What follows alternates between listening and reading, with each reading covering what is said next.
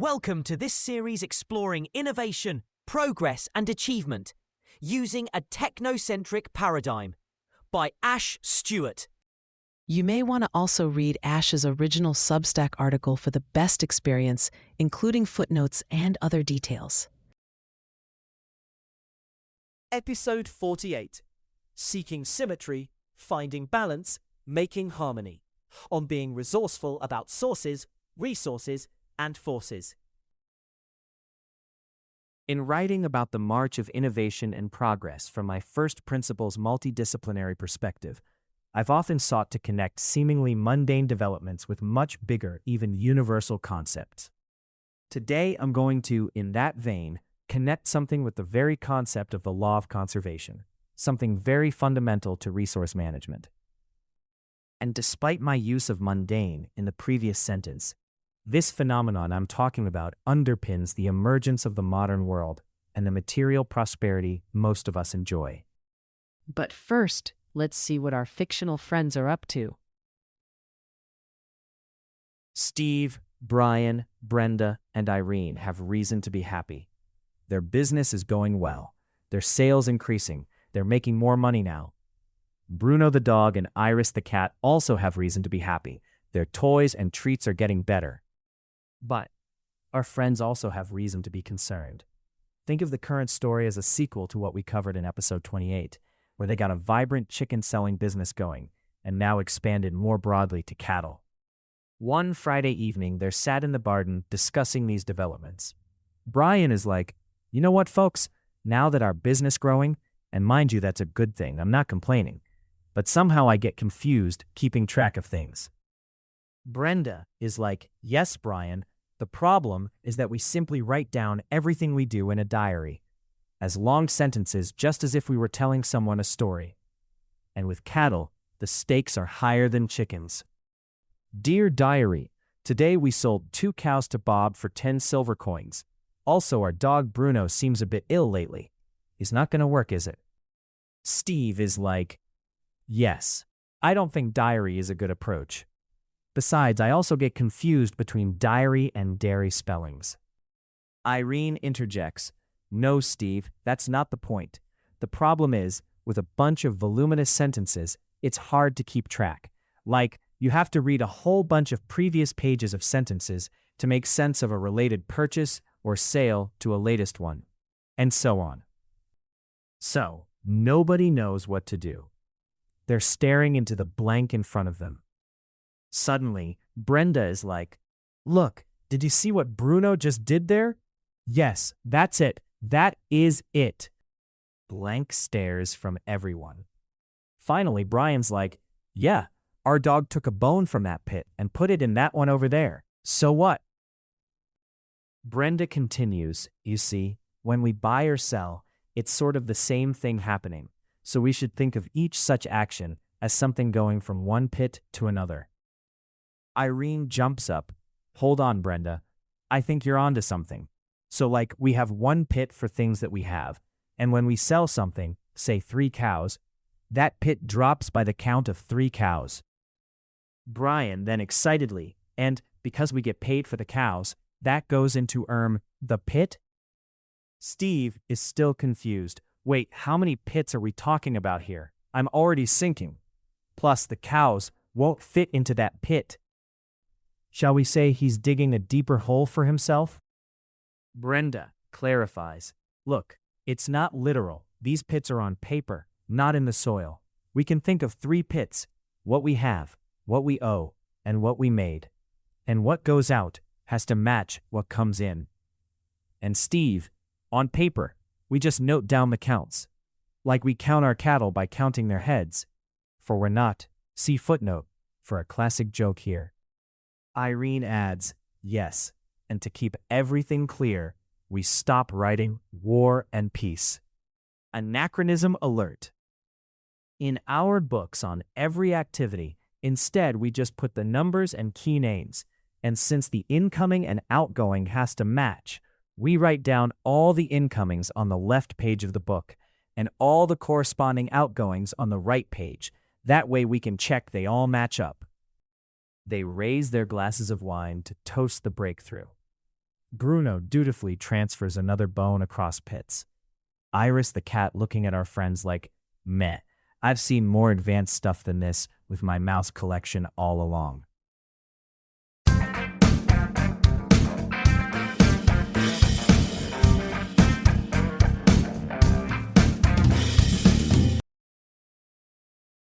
Merchant of Venice, or?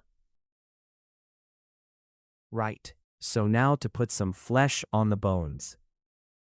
I think it's fairly clear what I'm getting to. This is how every single business operates. But before we appreciate what a marvelous system this is and what a massive conceptual breakthrough it was, let's go back in time to get some context. For early on, pretty much all business records were made in a sort of Dear Diary style. Dear Diary. The inner Steve in me. We sort of go back to roughly the same time as in the previous episode on the Venetian patent system. And yes, roughly the same place, the Italian city-states, and specifically Venice. And fun fact, the guy we will meet, the guy we have to thank for much of this, is not some merchant trader businessman, but yes, another Franciscan friar, Luca Pacioli. In the year 1494, Luca Pacioli published his Summa de aritmetica, geometria, proporzioni et proporzionalità. Given Summa means a treatise, we can guess what this one's about, and the last two there are perhaps more relevant to us here, proportions and proportionality. This was a comprehensive treatise where he attempted to put into one work all mathematical knowledge available in his day. This book covered arithmetic, algebra, commerce, geometry, trigonometry, and such over 10 chapters. You can call it the Lucapedia.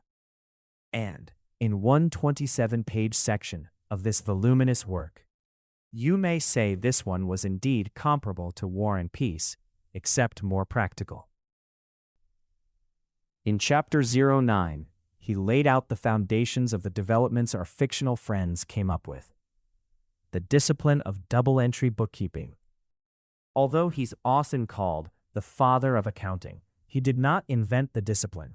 He codified it all in this one comprehensive treatise. In fact, he himself says as much in it, that he was only documenting business practice as it existed in his time. Alla Veneziana, which today we might think is a kind of pasta dish at Giuseppe's.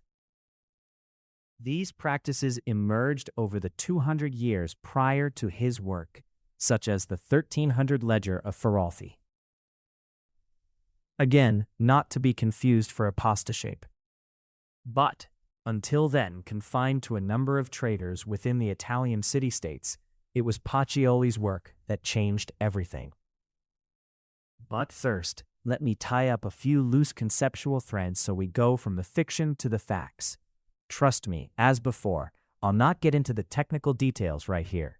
I won't even mention the two most confusing, and one might say dreaded terms in double-entry bookkeeping. I'll leave a footnote, though, for the sadomasochists.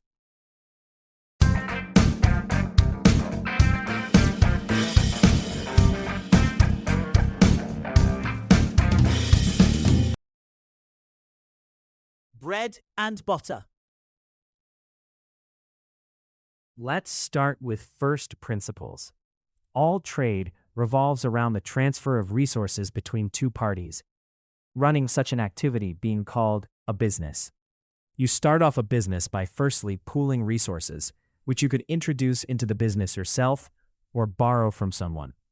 Note also that money is not strictly a resource per se, but rather a measure, a way of quantifying the resources. So, whether you invest in the business from your own personal resources or borrow them, they become a part of the business. They are the assets in the business, the what we have. So that's one of the pits in our story above.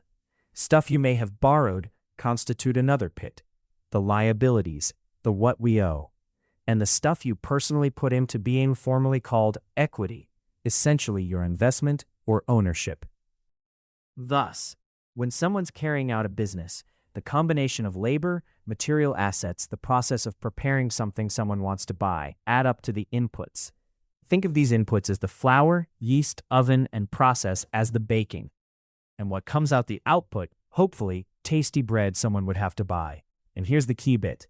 You want the output to have more value than the input, like bread is definitely worth eating compared to flour. And when you sell the output, you may have a difference between the cost of the inputs and the price a buyer is willing to pay for the output. Hopefully, and if you have indeed created value, this buying price is more than your costs of operation.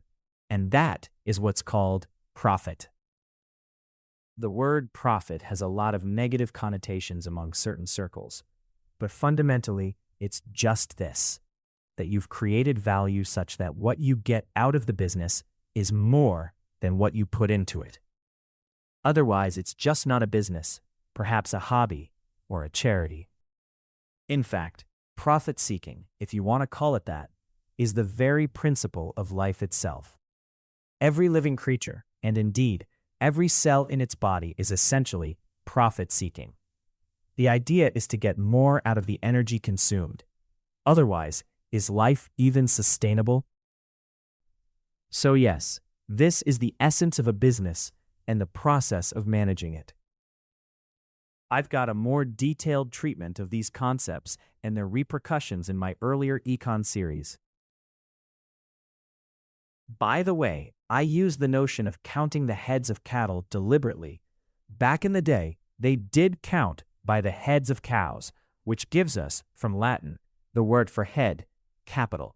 And it gets more fun. Both the words cattle and chattel are vernacular variants of the same Latin word, capital. So yes, this system we are talking about can be described as the foundation of capitalism, which word over time has also taken on certain connotations as well. But if someone's uncomfortable over the terms capitalism and capitalist, here are some literal alternatives: resource management and resource person.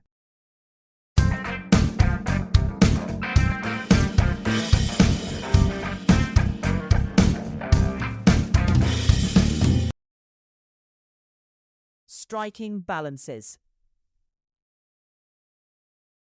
So given this foundation, let's now see what the system accomplishes.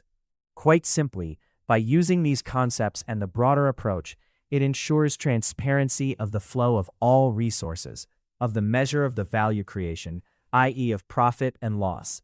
This is a massive leap over the sentence-by-sentence approach that existed prior. This system is aligned with, as I claimed I'd get to, universal laws of conservation. Think of thermodynamics. Heat doesn't come out of nowhere. Or even the famous equation by Einstein which links energy and matter in a similar law of conservation.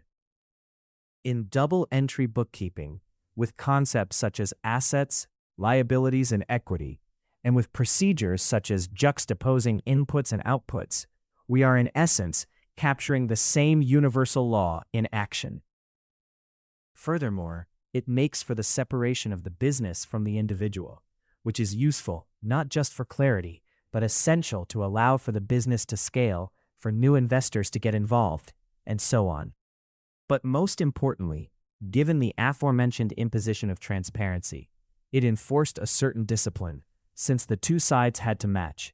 It meant business owners and managers could track operations remotely and catch out attempts at fraud, at least in a way that was impossible before. From zero to hero. I've left one other question unanswered. Why Pacioli? Why Venice? Why Italy? Okay, that's perhaps three, but they're intertwined. The answer boils down to time and place and a bunch of other innovations we've seen in recent episodes. We saw in episode 28, De Numero Indorum, the elegant beauty and simplicity of the Indian. Also erroneously called the Arabic numeral system, certainly over the Roman number system, specifically the revolutionary use of the place value notation, but perhaps especially the use of the concept of zero. Apart from the near impossibility of doing complex calculations using Roman numerals, how can you even depict any law of conservation without the concept of zero? The other big breakthrough was what we saw in episode 42, the printing press that was introduced by Johannes Gutenberg in 1455. Very soon, Venice became the printing capital of Europe and thus the world. So unlike some of the previous works on the double-entry booking system, which were manuscripts, Pacioli's work was published in print and, crucially, in the vernacular. And about Pacioli himself. Yes, he was well connected. He was sought after by dukes and other people in high places. He was even a close friend and collaborator of Leonardo da Vinci. I'll have more interesting detail on that one when we get to Leo, which I certainly will. Pacioli wore many hats. He was a court intellectual, a mathematician of course, but a merchant's tutor, and as I said earlier, he became a Franciscan friar. But even as a friar, his Summa represented a spiritual goal as part of his belief in a balanced cosmic order.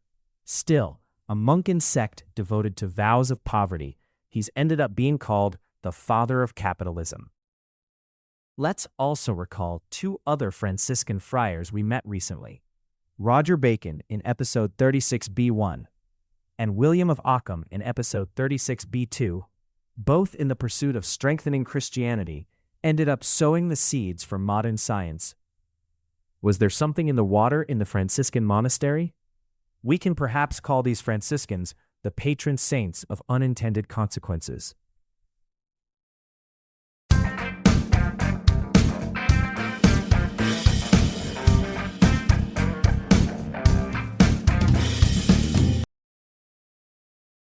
Double-entry bookkeeping can be appreciated as an institutional technology of legibility, transparency, symmetry, an innovation that translates the messy, distributed reality of economic life into a coherent, rule-bound representation. That representation, in turn, makes possible new forms of organization, trust, and control, just as the printing press made knowledge scalable and perspective drawing made space governable on paper. While it may be widely seen as one of the driest subjects out there, and while our current economic system is not perfect, what is? We should still pause to appreciate what a leap it was from what came before and all the modern world that it made possible.